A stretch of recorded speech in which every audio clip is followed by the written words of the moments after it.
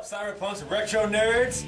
Matt Hayes, the Kent Crippler here with Rocket, Dale, Tommy the Hammer. Tonight it's my pick for some neon trash. And what I picked was Big Trouble, Little China.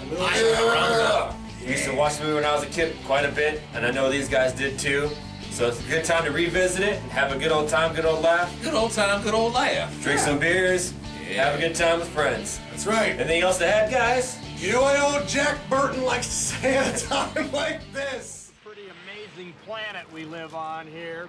And a man would have to be some kind of fool to think we're all alone in this universe. There's a hidden world called Little China. What's going on here? Is this some kind of magic? The darkest magic. It's where Big Trouble was waiting for Jack Burton. Who? Jack Burton. Me. Jack? Jack? Jack! You make one move. Somebody, I don't care who, tell me what is going on.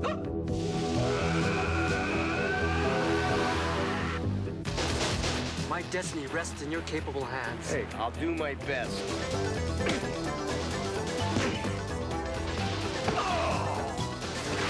This is gonna take Cracker Jack timing, Wang. 1, 2, 3.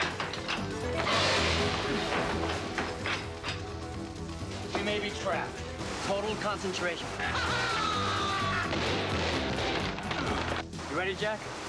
I was born ready.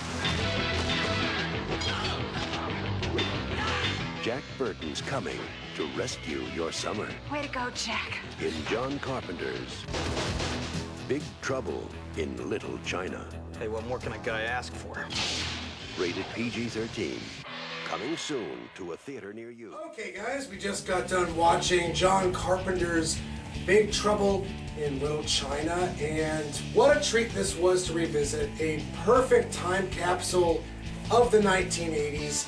This movie exhibits everything I love about those films from that era. You've got blue screen, you've got rotoscope, you've got cartoon lightning, you've got eccentric characters, you've got martial arts, you've got supernatural elements. I mean, this movie seemingly has it all in terms of a hodgepodge premise. And the premise itself is goddamn ridiculous, but it's entertaining, right, Very guys? much so. I love it. It's freaking great. It's an action, fantasy, adventure, kick-ass film.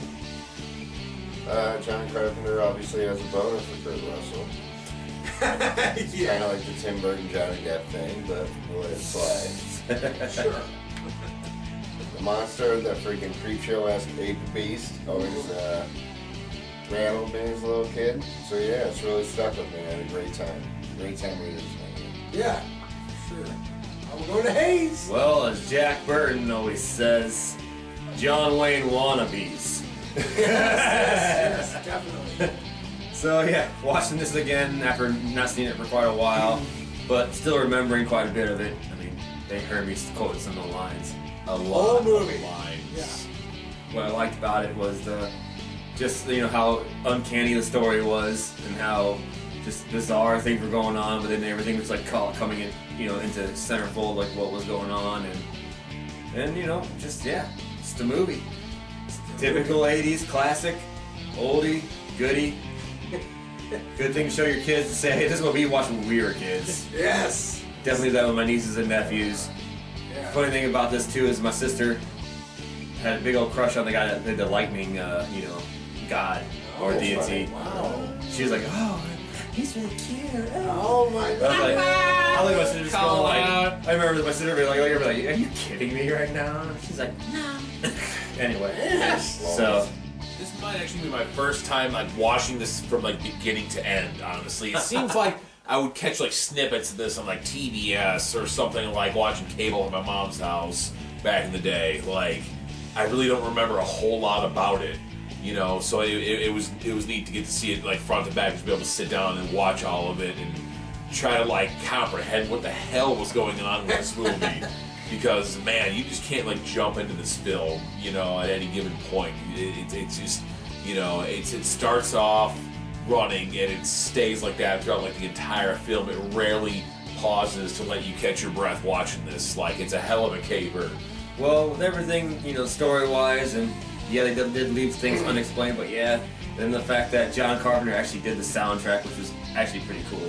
Yeah. I had no idea that.